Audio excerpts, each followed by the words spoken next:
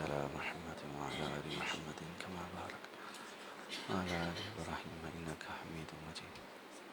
هذه الدعوة التامة والصلاة القائمة آت محمد الذي الفضل والعث مقاما محمودا الذي وعدته رضيت بالله ربا وبالإسلام دينا وبمحمد نبيا صلى الله صل على محمد وعلى آل محمد كما صليت على اللهم بارك على محمد وعلى آل محمد كما باركت على إبراهيم إنك حميد مجيد. لا حول ولا قوة إلا بالله.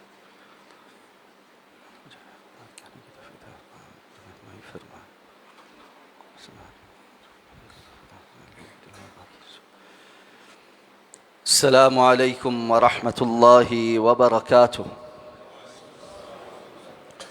إن الحمد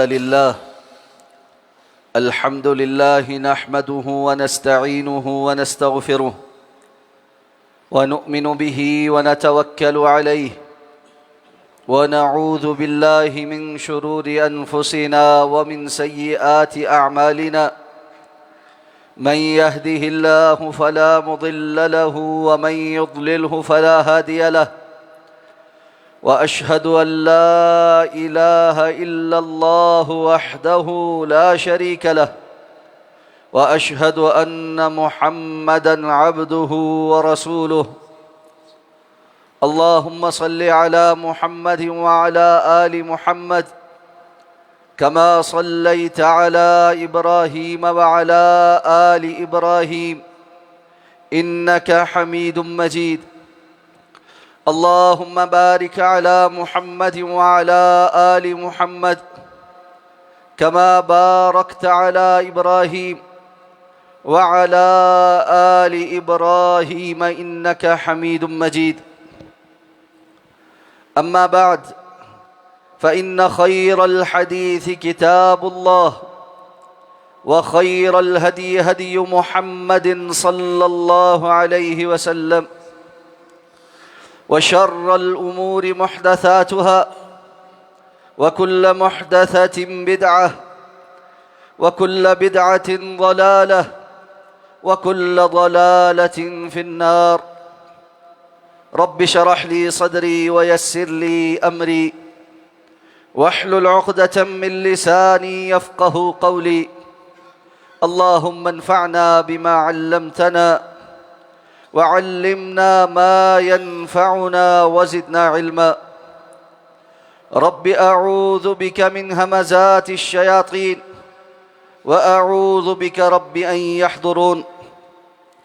أما بعد فأعوذ بالله من الشيطان الرجيم.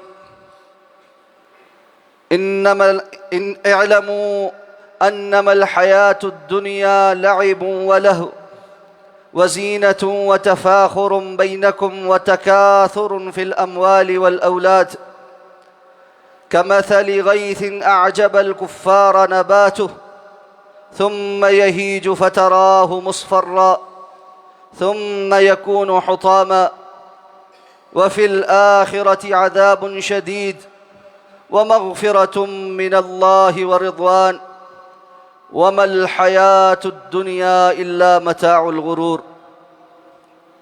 سابقوا إلى مغفرة من ربكم وجنة عرضها كعرض السماء والأرض أعدت للذين آمنوا بالله ورسله ذلك فضل الله يؤتيه من يشاء والله ذو الفضل العظيم.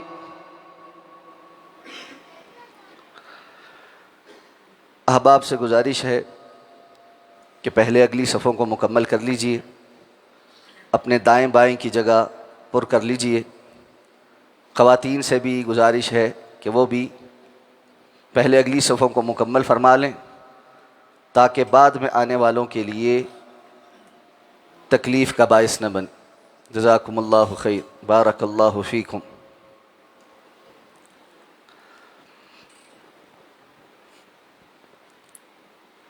اللہ رب العزت نے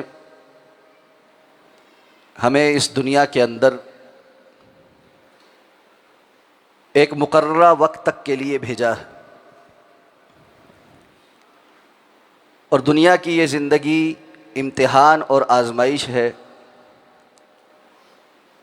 اور ہم میں سے ہر ایک نے اپنے عمل کے ساتھ واپس اللہ کے سامنے پیش ہو جانا ہے، اور پھر ہر شخص سے اس کے دائرہ اختیار کے مطابق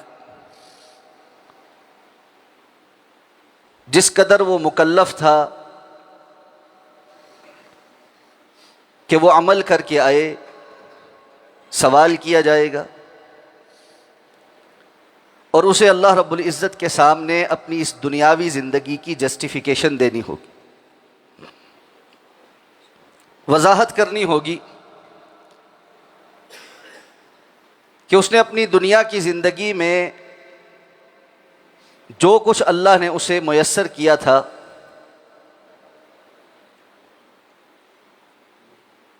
عمل کے اعتبار سے کیا کیا۔ جو بندہ ایسا عمل اللہ کے سامنے پیش کر سکے گا جو اللہ رب العزت کو راضی کر سکے اور اللہ اس پر اپنی رحمت فرما دیں، تو وہ کامیاب ہوگا، اور جس کے پاس پوری زندگی میں ایک بھی ایسا عمل نہیں ہے کہ جس کی وجہ سے وہ اللہ کو راضی کر پائے، تو اللہ رب العزت غضبناک ہو کر اس کو عذاب عطا کرے گی۔ اس لیے میری اور آپ کی یہ زندگی اس حوالے سے بڑی اہمیت اختیار کرتی ہے کہ گو کہ اس کا وقت تھوڑا ہے، لیکن یہ آخرت کی لامتناہی نہ ختم ہونے والی زندگی پر ہمارے لیے فیصلہ کروائے گی۔ ایسے میں جب دنیا کی اس زندگی میں انسان جی رہا ہوتا ہے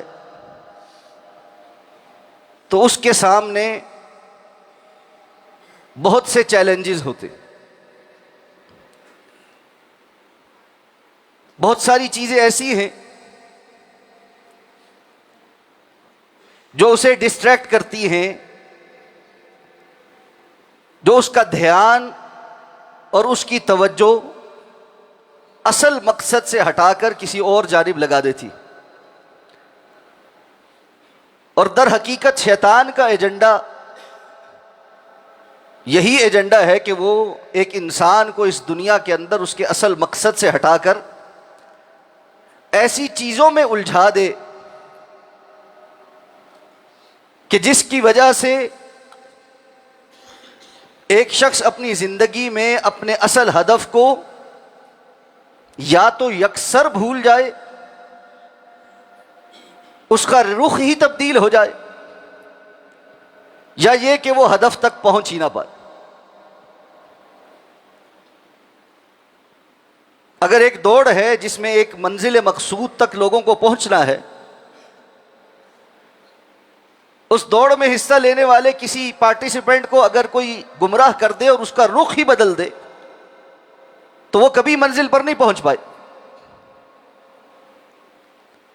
یا اگر اس کا رخ ٹھیک ہے تو اس کے راستے میں رکاوٹیں کھڑی کرتا چلا جائے،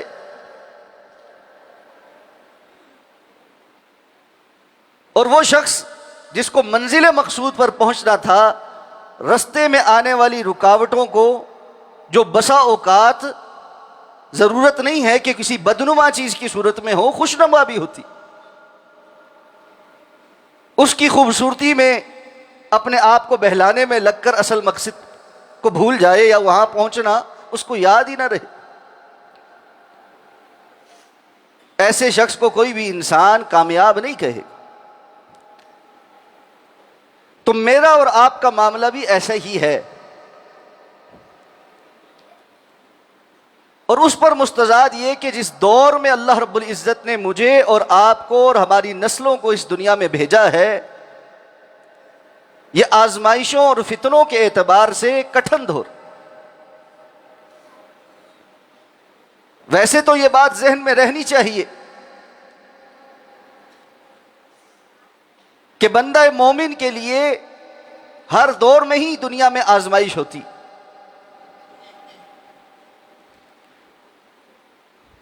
لیکن میں متعدد بار مختلف خطبات میں یہ بات آپ کے گوش گزار کر چکا ہوں کہ اب دنیا کا جو ماحول بن گیا، جس طرح دنیا گلوبلائزڈ ہو گئی ہے، تو دنیا کے اندر آزمائشیں اور مختلف قسم کی فتنے یہ بھی کوئی مقامی سطح کے نہیں رہ گئے، بلکہ ایک عام انسان کو عالمی قسم کے فتنوں کا آئے روز سامنا ہوتا، جس کے نتیجے میں انسان کا ذہن بڑا پریشان ہوتا، وہ فکر آمیز ہو جاتا ہے، اور بسا اوقات اس کو ایسا نظر آنے لگ جاتا ہے کہ شاید کہ اس دنیا کے اندر اس کی کوئی اہمیت نہیں اور کوئی کردار نہیں. لیکن یہ مایوسی، یہ ڈپریشن اور یہ بے وقت ہونے کا احساس، یہ سوائے شیطان کے حملے کے اور کچھ نہیں ہے کہ ایک بندہ مومن کی زندگی بڑی قیمتی ہوتی، اور حالات کیسے ہی کیوں نہ ہوں، وہ ہر مشکل ترین مرحلے کے اندر بھی اللہ رب العزت کو راضی کر سکتا. اسی لیے رسول اللہ صلی اللہ علیہ وسلم نے بتلا دیا تھا کہ عجبا لامر المؤمن، مومن کا معاملہ بڑا عجیب. اور یہاں پر عجباً یہ اردو والا عجیب نہیں ہے کہ جس میں حیرت کا پہلو ہوتا ہے، بلکہ عجباً کا معاملہ یہاں پر پسندیدگی کے ساتھ ہے کہ مومن کا معاملہ بڑا خیر کا ہے، بڑا ہی اچھا ہے. اگر اسے کوئی نعمت ملتی ہے وہ شکر ادا کرتا ہے، اگر کوئی تکلیف پہنچتی ہے تو وہ صبر کرتا ہے. ہر دو کیفیات میں ہی وہ اللہ رب العزت کو راضی کرنے والا ہوتا ہے. اور وَلَيْسَ ذَلِكَ إِلَّا لِمُؤْمِنٍ، یہ نعمت اللہ نے سوائے مومن کو کسی کو نہیں عطا کی کہ وہ نعمت میں بھی اللہ کو راضی کر سکے اور آزمائش میں بھی اللہ کو راضی کر سکے.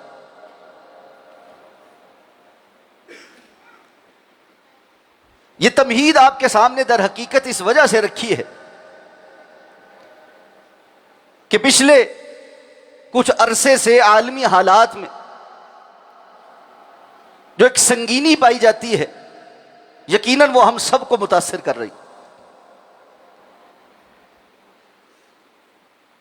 ایک سال سے زائد ہو گیا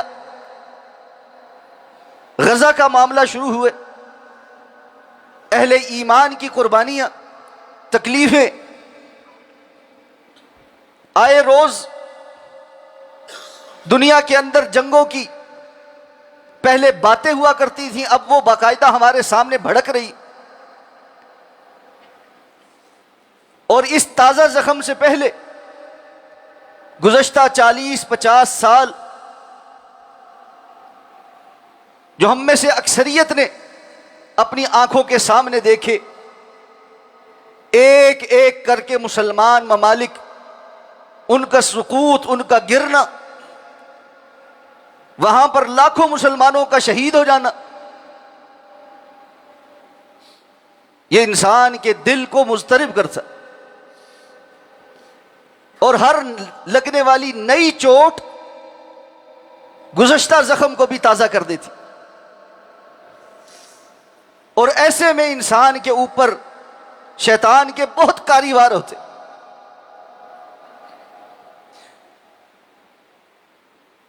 اور اس وقت جو صورتحال ہے،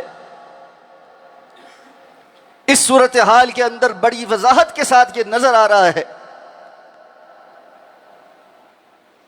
کہ لوگوں کی اکثریت عمل کے اعتبار سے انتہائی کمزوری پر کھڑی ہے، جبکہ لمبی لمبی باتیں، دعوے، دوسروں پر الزامات، حکومتوں پر الزامات، مسلمانوں کے مختلف فرقوں پر الزامات، آپس کی لڑائیاں، کدورتیں، ان کو ہوا دینا، سارا زور دانشوری کے اوپر ہے.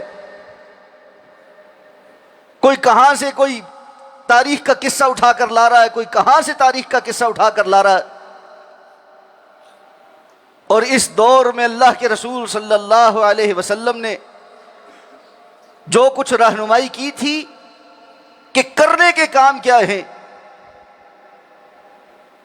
بہت چھوڑے ہیں جو اس کی طرف نظر کیے ہوئے اس جانب توجہ کر رہے.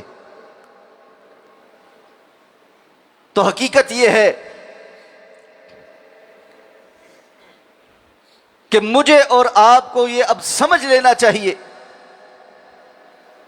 کہ نجات صرف اور صرف اس میں ہے جو اللہ اور اللہ کے رسول صلی اللہ علیہ وسلم کا قانون ہے, جو اللہ رب العزت نے بتلایا ہے, رسول اللہ نے ہم تک پہنچایا.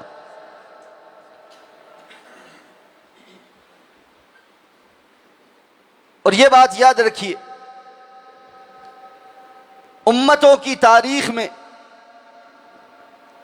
100-200 سال کی کوئی بہت بڑی اہمیت نہیں ہوتی, لیکن چونکہ ہماری زندگیاں محدود ہیں اور ہم تمام حالات کو صرف اور صرف اپنی زندگی کے دائرے کے اندر ہی سمٹتا ہوا دیکھنا چاہتے ہیں, اس لیے ہم فیصلہ کرنے میں, گفتگو کرنے میں بہت جلد بازی کر جاتے ہیں. میری اور آپ کی زندگی میں اللہ رب العزت ہمیں کون سے نتائج دکھائیں گے, کون سے نہیں دکھائیں گے, یہ اس کی اہمیت نہیں. رسول اللہ صلی اللہ علیہ وسلم نے صفا کی پہاڑی پر کھڑے ہو کر جو دعوت کا آغاز کیا تھا, اس کا 60 لاکھ مربع میل پر پھیل جانا آپ صلی اللہ علیہ وسلم نے اپنی زندگی میں نہیں دیکھا. اس دعوت کا پوری دنیا کے اندر پھیل جانا آپ صلی اللہ علیہ وسلم کی زندگی میں ممکن نہیں ہوا. اس لیے نتائج کے اعتبار سے جلد بازی کا شکار ہو جانا اور فوراً اس کی وجہ سے ساری امت کو مطعون کرنا, یہ کمزور ایمان کی نشانی ہے, کمزور علم کی نشانی. ایمان کی مضبوطی کی ضرورت ہے, جہالت کو ختم کر کے علم کو مضبوط کرنے کی ضرورت ہے.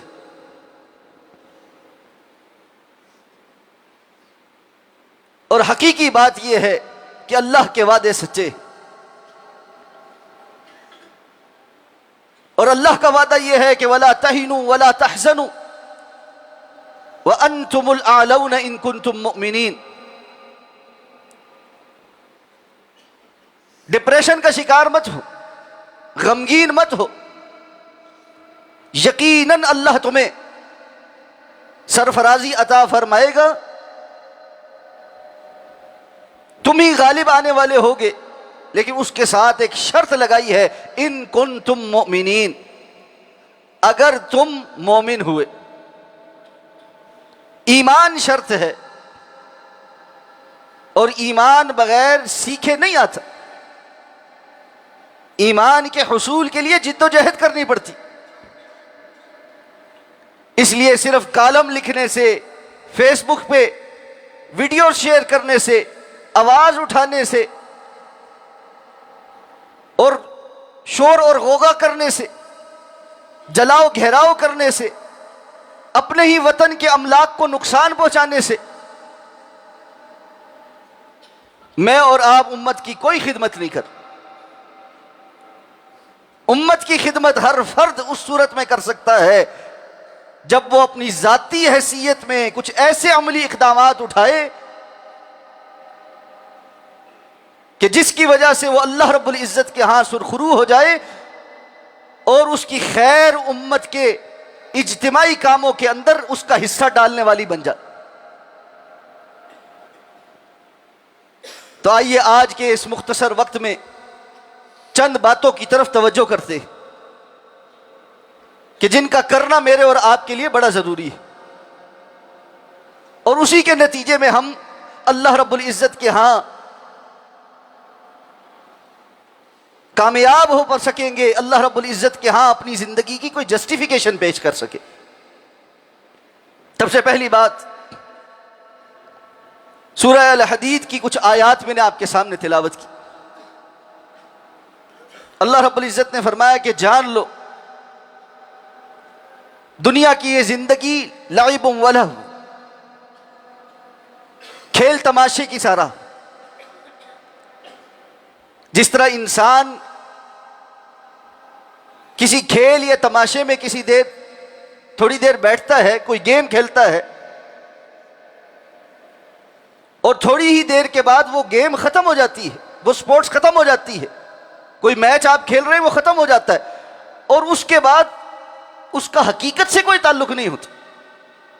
وہ صرف دل کے انٹرٹینمنٹ کا یا انسان کے مزاج کو تھوڑی دیر تفریح تباہ کا باعث بن سکتا ہے، حقیقت میں اس کے لیے کوئی فائدہ نہیں لا سکتا. اسی طرح دنیا کی زندگی کا معاملہ بھی ایسا ہی ہے. وزینت و تفاخر، اور یہ زینت ہے، آپس میں تمہارے فخر کرنے کا سبب ہے ایک دوسرے پر. وتکاثر فی الاموال والاولاد،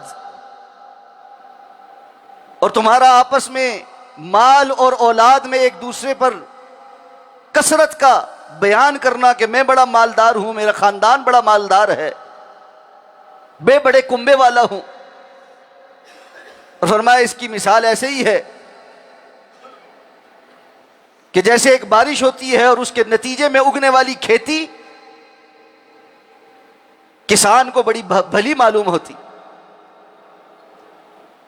لیکن تھوڑے ہی عرصے کے بعد وہ سرسبز لہلاتی ہوئی کھیتی زرد ہو کر بالکل بھوسا بن جاتی ہے، اور اس کی حقیقت ختم ہو جاتی. اور صرف فرمایا وَمَا الْحَيَاةُ الدُّنْيَا إِلَّا مَتَاعُ الْغُرُورِ.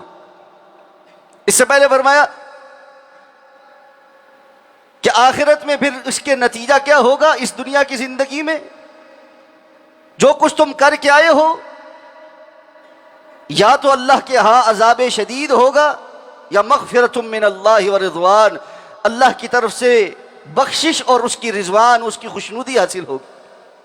وَمَا الْحَيَاةُ الدُّنْيَا إِلَّا مَتَاعُ الْغُرُورِ، دنیا کی یہ زندگی کا سامان سوائے دھوکے کے اور کچھ نہیں.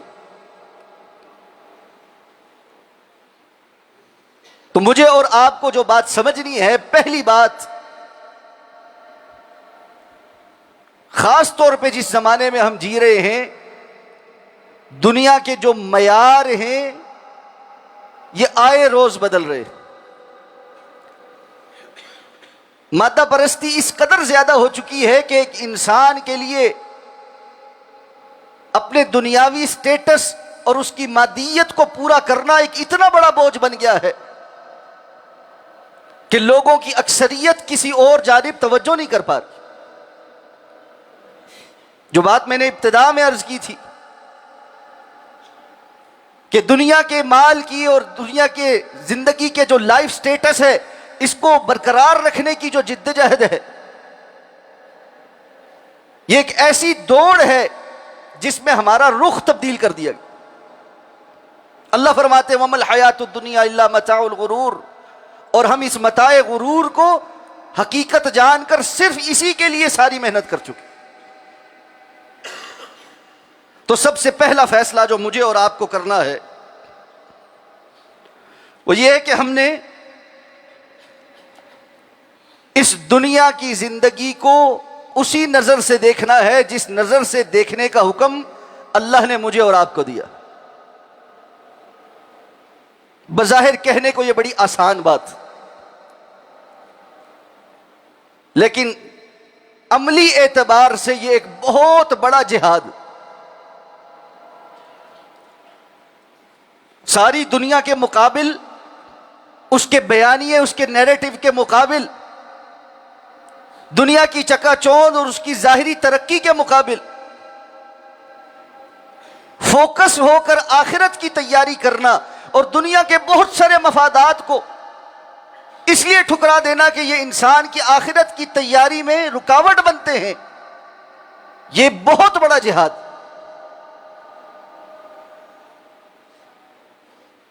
اسی لیے سلف کہا کرتے تھے الحیات فی سبیل اللہ اصعب من الممات فی سبیل اللہ.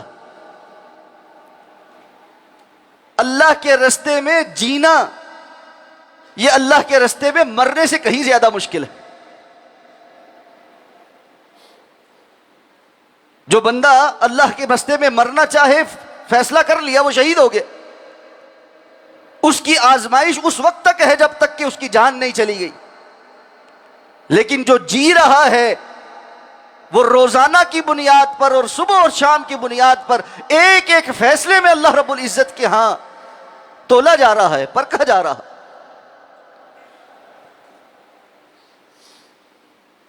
اس لیے میرے بھائی، میری بہن، میرے بزرگوں، ہم سب کو یہ فیصلہ کرنا ہے کہ ہم نے دنیا کی اس زندگی کو اس زاویے سے دیکھنا ہے، اس عینک سے دیکھنا ہے، اس نگاہ سے دیکھنا ہے جس نگاہ سے دیکھنے کا اللہ نے ہمیں حکم دیا. اور اس کے نتیجے میں اس کی اہمیت بھی ہماری زندگی میں اتنی ہی ہونی چاہیے جتنی اللہ رب العزت نے ہمیں بتائی. اور یہی تربیت رسول اللہ صلی اللہ علیہ وسلم صحابہ کی کرتے تھے. کتنی مرتبہ وہ حدیث ہم سن چکے ہیں کہ آپ گزر رہے ہیں اور بکری کا ایک عیب دار مرا ہوا بچہ آپ نے دیکھا، مردار تھا. کہا 1 درہم میں کوئی خریدتا ہے؟ صحابہ کہنے لگے اللہ کے رسول یہ تو مردار ہے، اگر زندہ بھی ہوتا تو اس کے کان چھوٹے چھوٹے تھے، عیب تھا اس میں، کوئی اس کو 1 درہم کا نہ خریدتا. آپ نے فرمایا جتنی تمہارے نزدیک یہ مردار بکری بے وقعت ہے، اللہ کی قسم دنیا اللہ کے ہاں اس سے کہیں زیادہ بے وقعت.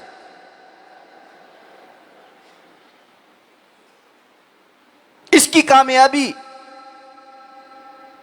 یہاں پر کچھ حاصل کر لینا، یہاں پر دوسروں کے سامنے اپنی چکا چوند بنا لینا، حلال حرام کی تمیز کے بغیر ہر چیز سمیٹ لینا، یہ کوئی کامیابی نہیں. میں دکھتا بڑا اچھا ہوں، میرا گیٹ اپ ایسا ہے کہ میں ماڈرن دنیا کے اندر چل پھر سکتا ہوں، میرے معیار ایسے ہیں کہ جس میں لوگوں کے سامنے پریزنٹیبل ہوں، یہ کوئی اہمیت نہیں رکھتا اگر میں اللہ رب العزت کے ہاں پریزنٹیبل نہیں. مجھے دیکھ کر میرے رب کو کوئی خوشی ہوتی ہے، میں زمین پر چلتا ہوں، اللہ رب العزت کو اپنے اس بندے پر کوئی فخر ہوتا ہے. یہ کام کی زندگی ہے، دنیا ساری مجھے جانتی ہے، میرے ملینز آف فالوورز ہیں، میری ایک ایک ادا فیشن بن جاتی ہے، لیکن اللہ رب العزت کے ہاں سے لعنتیں برستی ہیں. یاد رکھیے ایسی زندگی سوائے لعنت کے سمیٹنے کے اور کوئی فائدہ نہیں دیتی. اس لیے سب سے اہم بات یہ ہے کہ زاویہ نگاہ ٹھیک کیجیے. اور اگر ہم نے زاویہ نگاہ ٹھیک نہیں کیا اور جس ڈگر پر ہم پہلے سے چل رہے ہیں اسی پر چلتے رہے تو ہم نے کون سی کامیابی سمیٹی؟ ہم نے کون سی دنیا اور کے اندر جو ہے وہ آفاق میں بڑی تبدیلی لے آئے؟ سوائے اپنے انسانی تشخص کو ختم کرنے اور اپنے اوپر ایک ایسے اضافی بوجھ لاد لینے جس نے ہماری کمروں کو دوہرا کر دیا ہے، اس کے سوا انسانیت کو کچھ حاصل نہیں. ظہر الفساد فی البر والبحر بما کسبت ایدی الناس، یہ بحر و بر میں جو فساد برپا ہے، لوگ ایک دوسرے کو گاجر مولی کی طرح کاٹ رہے ہیں، میزائلوں کی بھرمار ہے، انسانیت سوزی ہے، یہ انسانوں نے اپنے ہاتھ سے کمائی کی. لمحے کے اندر ایک بٹن دبانے سے کچھ لوگ پوری انسانیت کو تباہ کر سکتے ہیں. یہ کیسا بیکار علم لوگوں نے حاصل کیا. تو زاویہ نگاہ درست کرنے کی ضرورت ہے، اور اس کے نتیجے میں پھر کچھ عملی تبدیلیاں آنی چاہیے. ان عملی تبدیلیوں میں سب سے اہم تبدیلی حلال اور حرام کی تمیز کرنا ہے. حلال اور حرام کی تمیز کرنا. جو بندہ حرام سے نہیں بچتا، جو بندہ حرام سے نہیں بچتا، وہ اپنی زندگی میں کبھی بھی اللہ رب العزت کی اطاعت اور فرما برداری کا ذائقہ نہیں چکھ سکتا۔ رسول اللہ صلی اللہ علیہ وسلم نے فرمایا تھا اتق المحارم تکن اعبد الناس، حرام چیزوں سے بچو، سب سے بڑے عبادت گزار بن جاؤ۔ انسان کی مجبوری ہے، وہ ہر وقت کچھ نہ کچھ کر رہا ہوتا، اگر وہ حلال نہیں کر رہا تو حرام کر رہا، اور اسی طرح اگر وہ حرام سے بچ رہا ہے تو وہ لامحالہ حلال پر ہے۔ اور یہ حلال اور حرام صرف پیسہ کمانے میں نہیں، یہ میری اور آپ کی زندگی کے ہر گوشے میں ہے۔ اللہ رب العزت نے کچھ حدود اور قیود قائم کی ہیں۔ اللہ فرماتے ہیں وَتِلْكَ حُدُودُ اللَّهِ وَمَن يَتَعَدَّ حُدُودَ اللَّهِ فَقَدْ ظَلَمَ نَفْسَهُ، لوگوں یہ اللہ کی قائم کردہ حدود ہیں، اور جو اللہ کی قائم کردہ حدود سے تجاوز کرتا ہے وہ اپنے نفس پر ظلم کرتا۔ اللہ نے ایک حد قائم کی ہے میری آنکھوں کے لیے کہ مجھے اس سے کیا دیکھنا ہے اور کیا نہیں دیکھنا۔ اللہ نے حد قائم کی ہے میری سماعتوں کے لیے، اللہ نے حد قائم کی ہے میرے ہاتھوں کے لیے، اللہ نے حد قائم کی ہے میرے پاؤں کے لیے، اللہ نے حد قائم کی ہے میرے افکار کے لیے، میری سوچوں کے لیے، میری نیت کے لیے۔ مجھے اور آپ کو اپنے آپ کو اس حد کے اندر رکھنا ہے، حلال اور حرام کی تمیز اختیار کرنی ہے۔ جب ہم حرام کی تمیز سمجھ لیں گے کہ یہ چیز حرام ہے اور مجھے حلال پر رکنا ہے، دنیا کی یہ زندگی کی آزمائش یہی ہے کہ مجھے حرام سے دور ہو کر حلال پر کفایت کرنی ہے، یقین جانے ہماری زندگی کے فیصلے بدل، ہماری سمت درست ہو جائے۔ وہ جس دوڑ کا ہم تذکرہ کر رہے ہیں، جو ہدف ہے اللہ کی رضامندی کا، آخرت کی کامیابی کا، جنت کے حصول کا، اس کے راستے میں بہت ساری رکاوٹیں خوشنما بن کے بھی نظر آئیں گی، لیکن ہمیں فوراً سمجھ آ جائے گی کہ یہ حرام ہے، مجھے اس طرف توجہ ہی نہیں کرنی، مجھے اپنا رخ ٹھیک رکھنا۔ کبھی کسی جگہ کسی زاویے پر انسان ہونے کے ناطے نفس پھسل جاتا ہے، انسان کی نظر کہیں اور پڑتی ہے، انسان کی فکر کہیں اور منتشر ہو جاتی ہے، لیکن تھوڑے ہی دیر میں اس کو ایک دم سے احساس ہوتا ہے نہیں میں ڈسٹریکٹ ہو چکا ہوں، میں اصل ہدف سے اپنے آپ کو دور کر چکا ہوں۔ وہ واپس پلٹتا ہے، توبہ استغفار کرتا ہے، رجوع اللہ کرتا ہے۔ اللہ کا بڑا احسان ہے کہ اگر یہ سچی توبہ کرتا ہے، اللہ رب العزت اس کو بوسٹر لگاتے ہیں، یہ جہاں رکا تھا وہاں سے جلدی اللہ اس کو آگے پہنچا دیتے۔ بھول چوک معاف ہے، غداریاں معاف نہیں ہیں۔ اللہ کے ہاں، اللہ کے نظام میں غلطی کر بیٹھنا اس کا کوئی مسئلہ نہیں ہے۔ انسان کو بنایا ہی اس لیے کیا ہے کہ وہ غلطی کرے اور اللہ رب العزت سے معافی مانگے، لیکن بے پرواہ ہو کر جانتے بوجھتے زندگی کے سال ہر سال بیتتے چلے جائیں۔ وجاءکم النذیر، سر اور داڑھی کے بال سفید ہو جائیں، لیکن انسان حلال اور حرام کی تمیز نہ اختیار کرے، ایک ہی ڈگر میں دوڑتا چلا جائے اور اس کو کوئی فکر لاحق نہ ہو کہ میں آگے کہاں جا رہا ہوں، یہ غداری اللہ کے ہاں ناقابل معافی۔ اسی ضمن میں آگے چلتے ہوئے مجھے اور آپ کو یہ سمجھنا ہے کہ ہم میں سے ہر ایک کو اللہ تعالیٰ نے نعمتیں عطا کر رکھی ہیں، اور ان میں سے کچھ نعمتیں باقی نعمتوں پر غالب ہیں، کچھ نعمتیں باقی نعمتوں پر غالب ہیں۔ کسی کو اللہ نے علم زیادہ دیا ہے، باقی نعمتیں کم دی۔ کسی کو اللہ رب العزت نے وقت زیادہ دیا ہے، وہ فارغ ہے، باقی نعمتیں کم دی ہیں۔ کسی کو اللہ رب العزت نے مال زیادہ دیا ہے، باقی نعمتیں کم دی ہیں۔ اب مجھے اور آپ کو پرکھنا ہے اس معاملے میں اللہ نے مجھے کون سی نعمت زیادہ دی۔ جو فراوانی کے ساتھ اللہ نے دی ہے اس کو اللہ کے دین اور اللہ کی رضامندی کے حصول کے لیے وقف کر دے. اللہ نے علم دیا ہے، اللہ کی رضامندی اور اللہ کے دین کے لیے اس کو وقف کرے. اللہ نے فراغت دی ہے، وقت دیا ہے، کوئی ایسی ذمہ داری بڑی نہیں ڈالی ہوئی جس میں آپ کا زیادہ وقت کھایا جاتا ہو. کام کاروبار ایسا ہے کہ تھوڑا سا بھی کر کے اللہ اتنا دے دیتا ہے کہ انسان کا حساب چل جاتا ہے. یہ جو اضافی وقت ہے اس کو اللہ رب العزت کے لیے وقف کرے. اللہ نے مال دیا ہے، اپنی ضرورت سے بے تحاشا زیادہ ہے، اس کو اللہ کے لیے وقف کرے. اپنی زندگی کا ایک زاویہ خاص طور پر مجھے اور آپ کو لازماً اللہ رب العزت کے لیے خالص کرنا. اور اس کا یہ معنی نہیں ہے کہ باقی زاویوں پر کوئی محنت نہیں کرے. باقی زاویوں پر تو انسان محنت کرے گا ہی. جس کے پاس علم ہے اس کو اللہ نے کچھ نہ کچھ وقت دے رکھا ہے، اس کو کچھ نہ کچھ مال دے رکھا ہے، اس نے ادھر بھی محنت کرنی ہے. علی ھذا القیاس باقی ساری چیزیں. لیکن بالخصوص فوکس کر کے کہ پتہ ہے یہ میری صلاحیت ہے، یہ میرا پوٹینشل، میں نے اس کو اللہ رب العزت کی رضا کے لیے لگانا ہے، اللہ کی اطاعت اور فرما برداری کے رستوں پر لگانا ہے.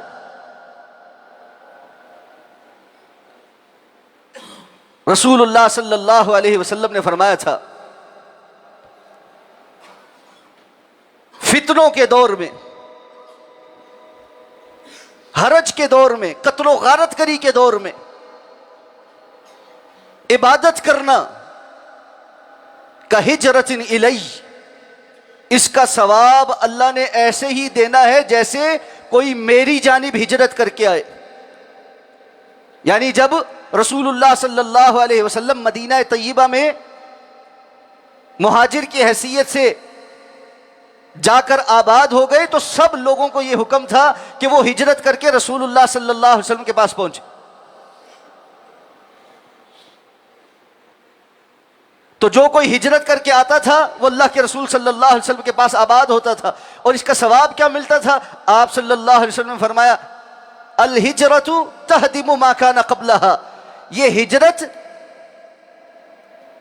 پچھلے سارے گناہوں کو معاف کروا دیتی.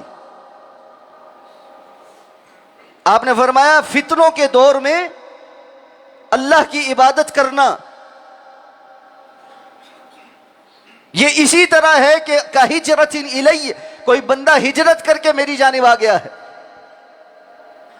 یعنی فتنوں کے دور میں اگر کوئی بندہ اللہ کی عبادت کرتا ہے تو یہ ایسے ہی ہے کہ اس کے لیے سارے پچھلے گناہ معاف کر دیں گے. کہ فتنوں کے دور میں اللہ کی عبادت کرنا یہ مشکل کام.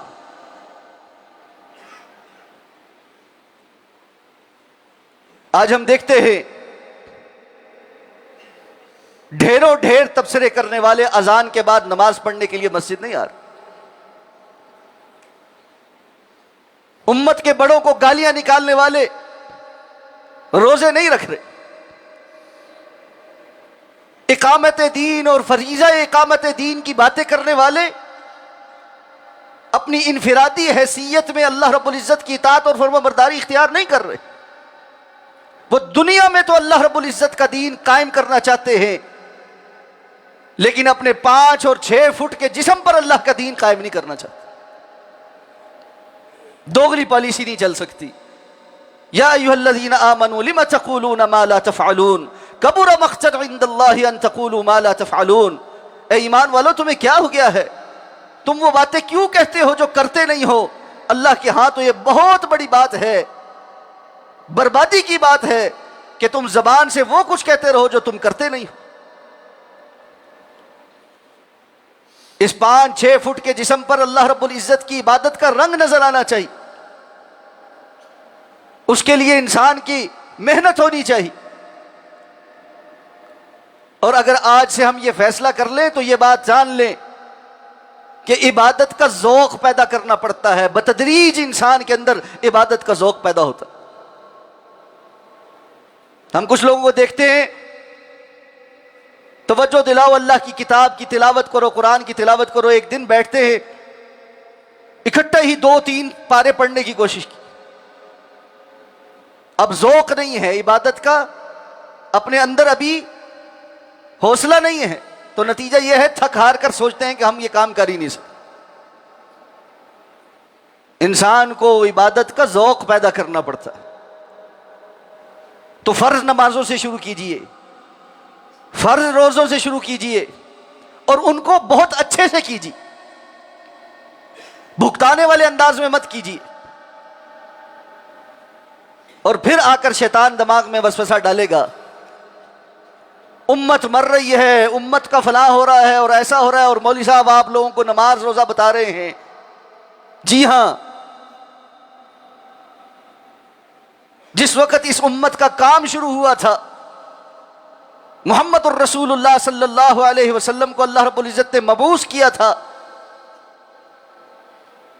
تو اس وقت بھی سب سے پہلے امت پر جو مظالم ہو رہے تھے، ان سب مظالم کے نتیجے میں بھی اللہ رب العزت احکامات یہی نازل فرما رہے تھے کہ نماز کو قائم کرو، زکوٰۃ کو ادا کرو، اللہ کی اطاعت اور فرما برداری کرو۔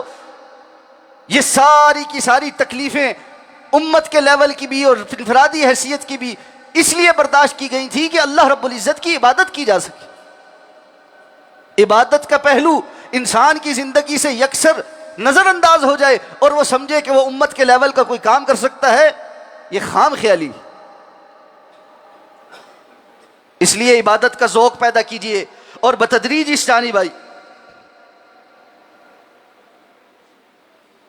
جب فرض نمازیں اچھی ہو جائیں تو پھر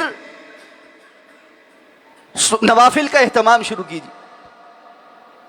دن کے اوقات میں نوافل پڑھنے کی عادت پڑ جائے تو رات کے قیام کی تیاری شروع کیجیے، اور راتوں کو اٹھ کر قیام کرنے کی اللہ توفیق عطا فرما دے تو ان کو طویل کرنے اور ان میں زیادہ قرآن پڑھنے کی طرف آئی۔ یہ رسول اللہ صلی اللہ علیہ وسلم کی سنت ہے اور وہ تربیت ہے جو آپ نے صحابہ کرام کی تھی، جس پر عمل کرتے ہوئے انہوں نے امت کے لیے کام کیے تھے۔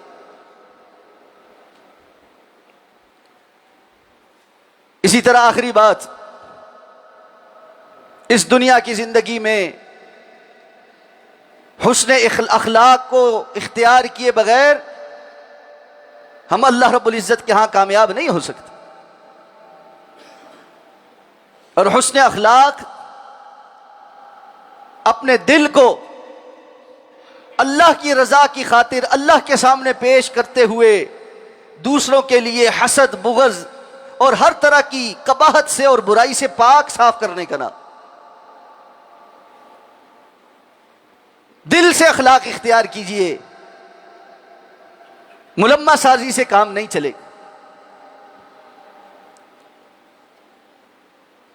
اللہ کے رسول صلی اللہ علیہ وسلم نے فرمایا قیامت کے روز میزان میں سب سے بھاری عمل اللہ رب العزت کے ہاں وہ حسن اخلاق ہو۔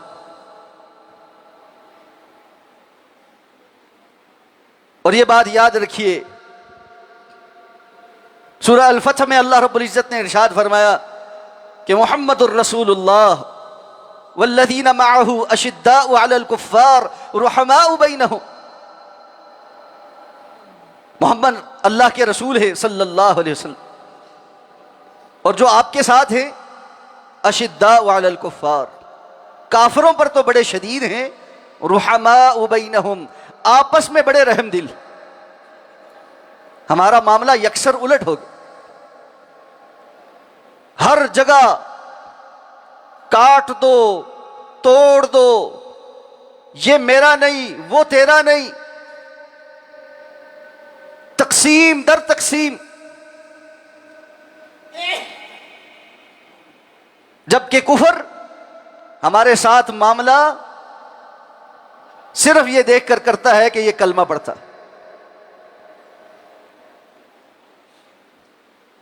بیرونی دشمن کے مقابل داخلی انتشارات یہ کوئی اہمیت نہیں رکھتے۔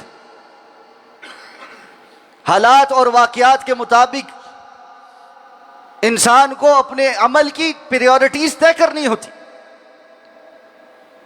اس میں کوئی شک نہیں کہ منہج کی بڑی اہمیت اور اس پر کوئی کمپرومائز بھی نہیں. لیکن یہ سلف صالحین کا طریقہ رہا ہے کہ وہ کفار کے مقابلے میں بدتی مسلمانوں کے ساتھ ہوا کرتے تھے. وہ کسی کو بدتی مسلمان کہہ کر کافروں کے ساتھ نہیں کھڑے ہو جاتے تھے. ابن تیمیہ رحمہ اللہ سے زیادہ عقیدے، منہج اور اتباع سنت کا کون علمبردار ہوگا؟ لیکن تاتاریوں کے مقابلے میں بدتی مسلمان حکمران کے ساتھ کھڑے ہو کر تاتاریوں کا مقابلہ کیا، ان کو شکست دی، اس لیے کہ مسلمان بدتی بھی کافر سے بہتر. تو حسن اخلاق کا یہ معاملہ مجھے اور آپ کو سمجھنا ہے کہ ہماری ساری بحثیں، سارے اختلافات، ساختے ساتھ داخلی باتیں، یہ ہماری داخلی باتیں ہیں. یہود و نصارہ کے مقابل ہمارا سامنے کسی کا کوئی اور فرق نہیں سوائے اس کے کہ وہ یہودی اور نصرانی ہے اور یہ مسلمان. اس واضح فرق کو سمجھی، اس الجھن سے باہر آ جائی. اور مجھے یہ بات اچھے سے اندازہ ہے کہ بہت سارے لوگ میری یہ بات شاید نہ سمجھ سکے. مجھے یہ کہا جائے گا کہ فلاں نے شام میں یہ کیا، فلاں نے عراق میں یہ کیا، یقیناً کیا اور بہت زیادہ ظلم کیا، اور اس پر ہمارے دل بہت دکھے ہوئے بھی ہیں.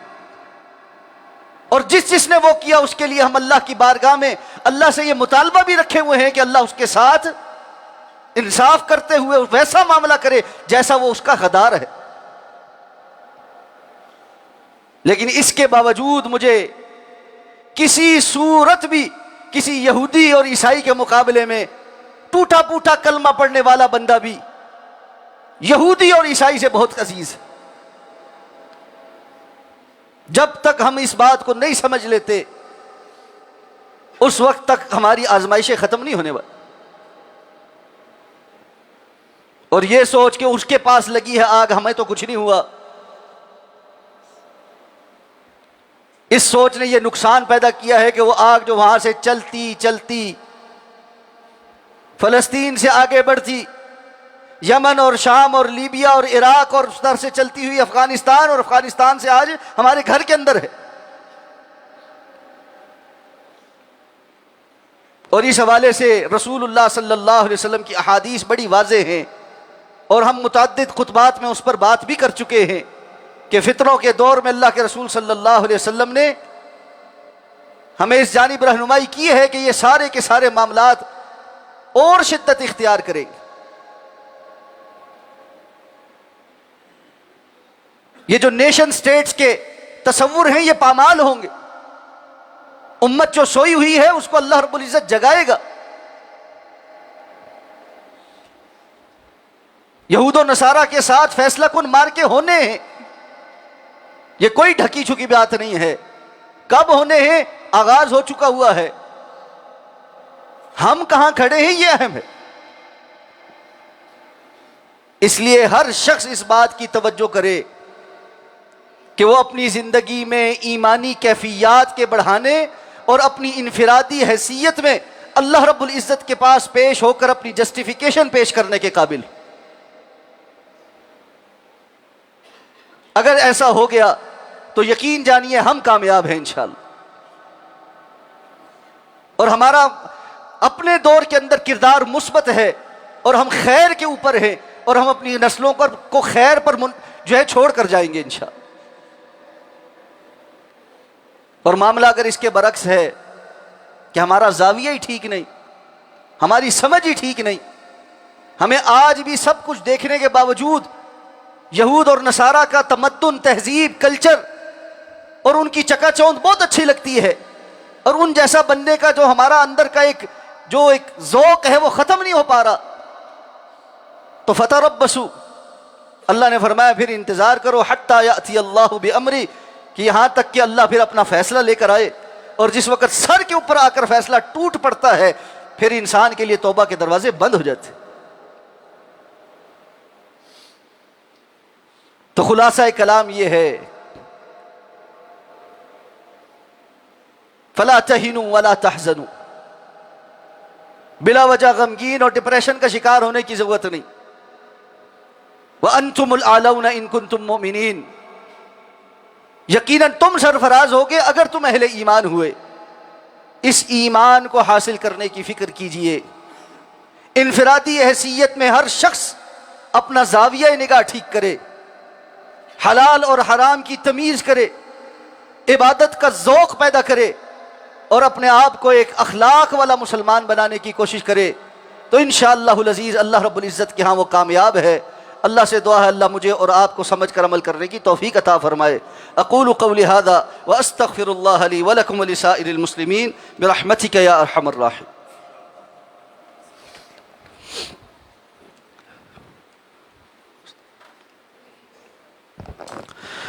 ان الحمد للہ نحمده ونستعینه ونستغفره ونؤمن به ونتوکل علیہ ونعوذ باللہ من شرور انفسنا ومن سیئات اعمالنا، من يهده الله فلا مضل له ومن يضلله فلا هادي له، واشهد ان لا اله الا الله وحده لا شريك له، واشهد ان محمدا عبده ورسوله۔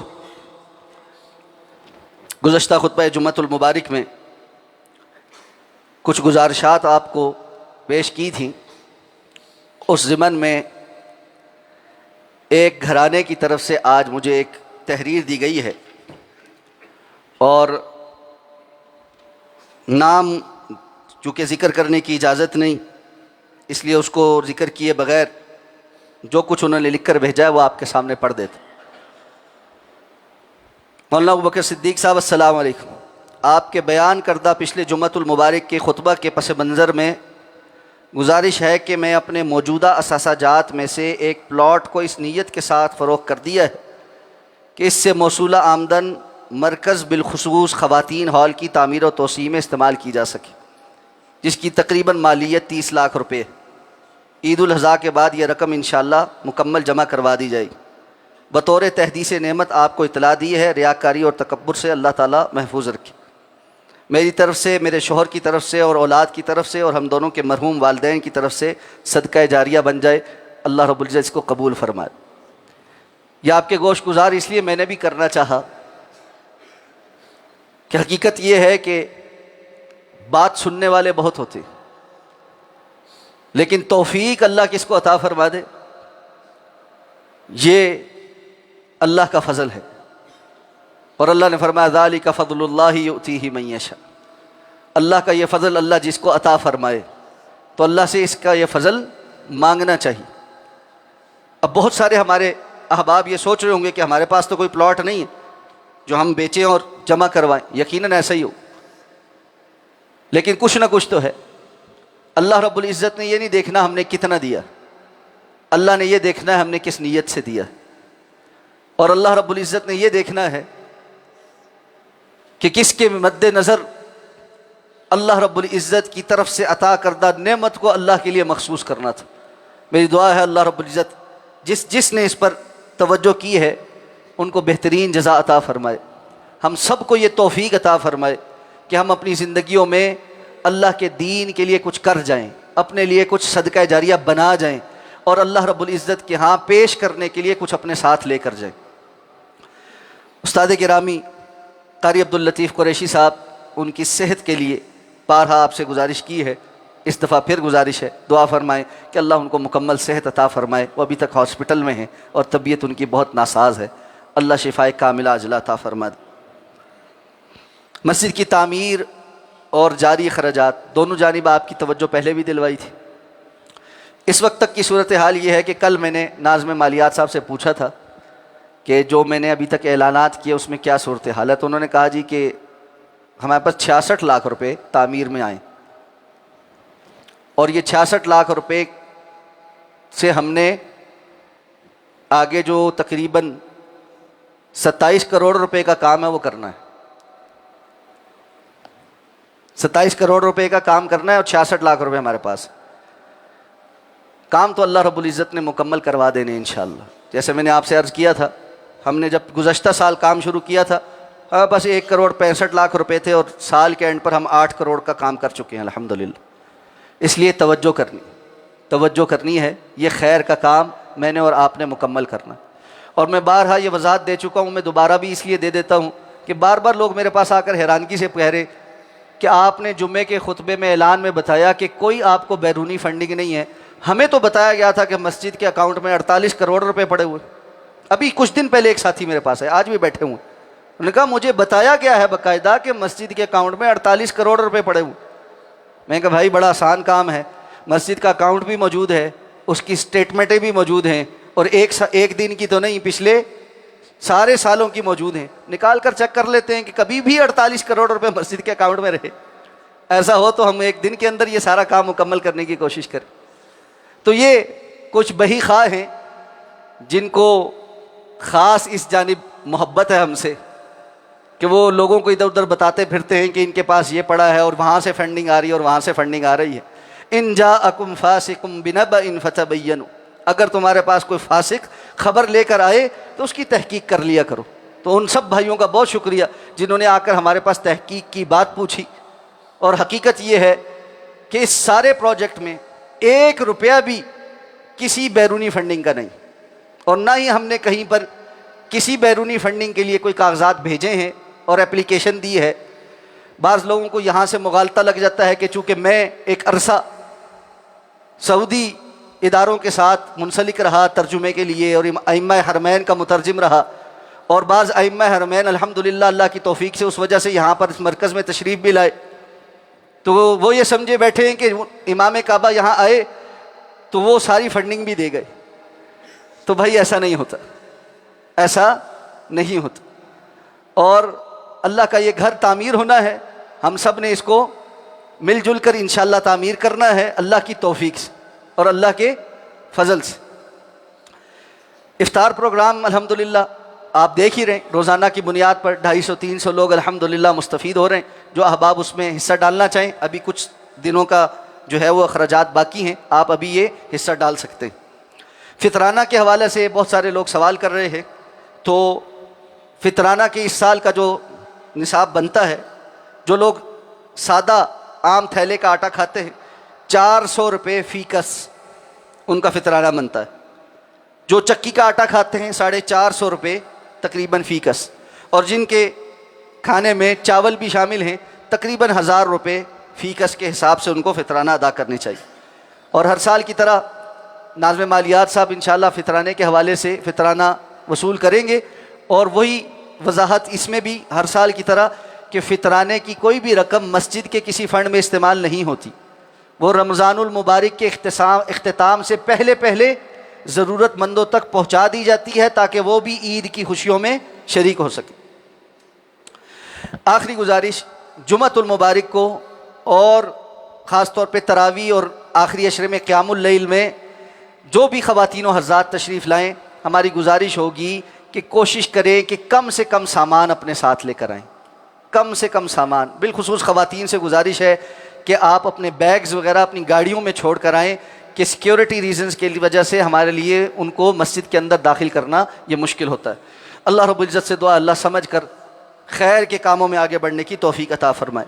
اللہم اغفر لنا ولوالدینا ولاساتذتنا ولجميع المؤمنين والمؤمنات والمسلمين والمسلمات الأحياء منهم والأموات إنك قريب مجيب الدعوات يا رب العالمين.